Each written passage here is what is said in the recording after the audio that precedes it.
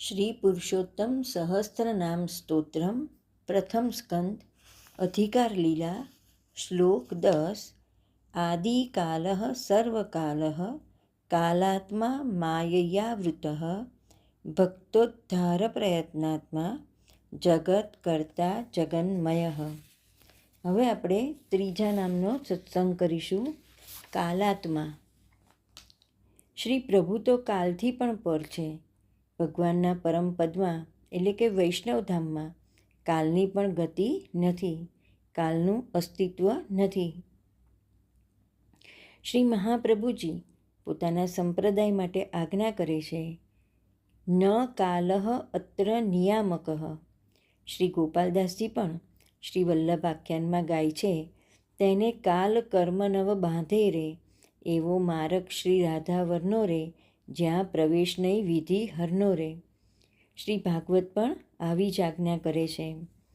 કાલથી પર પ્રભુ કાલરૂપે પણ દર્શન આપે છે. પ્રભુ ઉપર દ્વેષભાવ રાખનારાઓને કાલરૂપે દર્શન થાય છે. શ્રી ઠાકોરજી મથુરા પધાર્યા, ત્યાં કંસના રંગમંડપમાં પ્રવેશ્યા.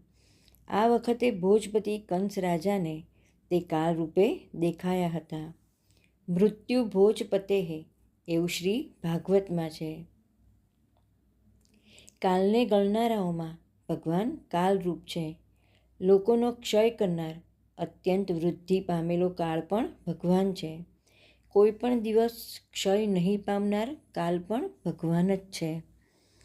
શ્રી ગીતાના જ્ઞાન કર્મ સંન્યાસ યોગ નામના 4થા અધ્યાયમાં શ્રી કૃષ્ણ આજ્ઞા કરે છે કે ધર્મનો જ્યારે જ્યારે નાશ થાય છે ત્યારે ત્યારે ધર્મનું સ્થાપન કરવા મારા આત્માને ઉત્પન્ન કરું છું, અર્થાત અવતાર ધારણ કરું છું. અધર્મની વૃદ્ધિ કરનારા દુષ્ટોને પ્રભુ કાલરૂપે જ છે. હિરણ્યાક્ષ માટે પ્રભુ વરા અવતાર ધરે છે.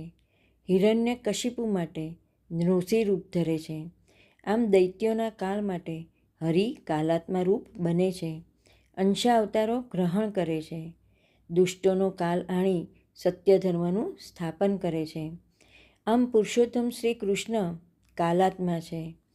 આ નામ ધર્મના સંસ્થાપનનો હેતુ પણ દર્શાવે છે.